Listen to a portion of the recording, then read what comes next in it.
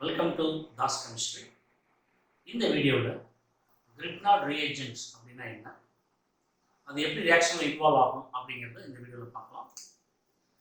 கிரிப்னாட் reagents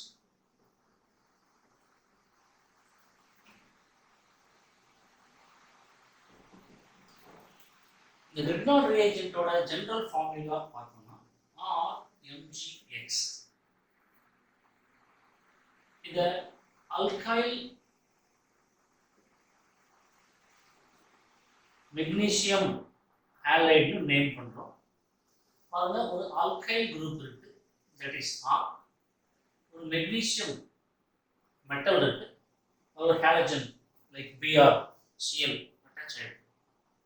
இந்த RMgXல ஒரு simple technique அடங்கியிருக்கு. இதில் இந்த ஆர் பார்த்தோம் அப்படின்னா பார்ஷியலி நெகட்டிவ் சார்ஜாக இருக்கும், இந்த மெக்னீசியம் பார்ஷியலி பாசிட்டிவ் சார்ஜாக இருக்கு. இந்த நெகட்டிவ் சார்ஜ் அதுக்கு ஒரு பாசிட்டிவ் சார்ஜ் வேணும். ஃபார் எக்ஸாம்பிள், நான் ஒரு சப்ஸ்ட்ரேட் ஆட் பண்ணுறேன். இந்த சப்ஸ்ட்ரேட்டு ஒரு ப்ளஸ் அண்ட் மைனஸாக பிரியுதுன்னு வச்சுக்கோங்க. இதில் இந்த மைனஸ் பார்ட்டு இந்த ப்ளஸோட போய் ஆட் ஆகுது, இந்த ப்ளஸ் பார்ட் இந்த மைனஸோட போய் ஆட் ஆகுது. அப்படின்னு நமக்கு என்ன கிடைக்கும் பாருங்க, இந்த ஆர் மைனஸாக இருக்குது, அது கூட போய் சேருது ஏ ப்ளஸ் கூட சேர்ந்துச்சு, ஒரு காம்பவுண்ட் ஃபார்ம் ஆகிடுச்சு ப்ளஸ். இந்த எம்ஜியில் ஆல்ரெடி நம்மள்கிட்ட எக்ஸ் இருக்குது, அது கூட இந்த ப்ளஸ் கூட பி மைனஸ் போய் ஆட் ஆகிடுச்சு. ஸோ இந்த சிம்பிள் டெக்னிக்கை அண்டர்ஸ்டாண்ட் பண்ணிக்கிட்டா நாம் என்ன ரியேஜென்ட் ஆட் பண்ணுறோம், அதில் என்ன ப்ராடக்ட் கிடைக்குங்கிறத கண்டுபிடிக்கலாம். ஒரு எக்ஸாம்பிள் பார்க்க முடிக்கலாம்.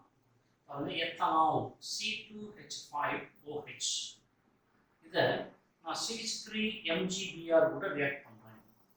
எனக்கு என்ன கிடைக்கும் பாருங்க, இது பாசிட்டிவ்னு சொல்லிட்டேன். இங்கே ஒரு CH3 நெகட்டிவ் சார்ஜ் இருக்கு, ஹெச்ல பார்ஷியல் பாசிட்டிவ் சார்ஜ், இங்கே பார்ஷியல் நெகட்டிவ் சார்ஜ்.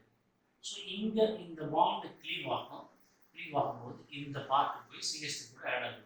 அப்படின்னா என்ன ப்ராடக்ட் வரும் பாருங்க, CH4 ப்ளஸ் என்ன கிடைக்குது, ஏற்கனவே Mg இருக்குது, Mgல ஒரு Br அட்டாச் இருக்குது, அது கூட இப்போ என்ன போய் சேர போகுது, இந்த நெகட்டிவ் பார்ட் OC2H5. ஸோ இப்போ இந்த கிரிப்னாட் ரியேஜென்ட்னா என்ன, அது எப்படி ரியாக்ஷனில் இன்வால்வ் ஆகுதுன்னு அண்டர்ஸ்டாண்ட் பண்ணிக்கிங்கன்னு நினைக்கிறேன். நெக்ஸ்ட் வீடியோவில் மீட் பண்ணுவோம். தேங்க்யூ.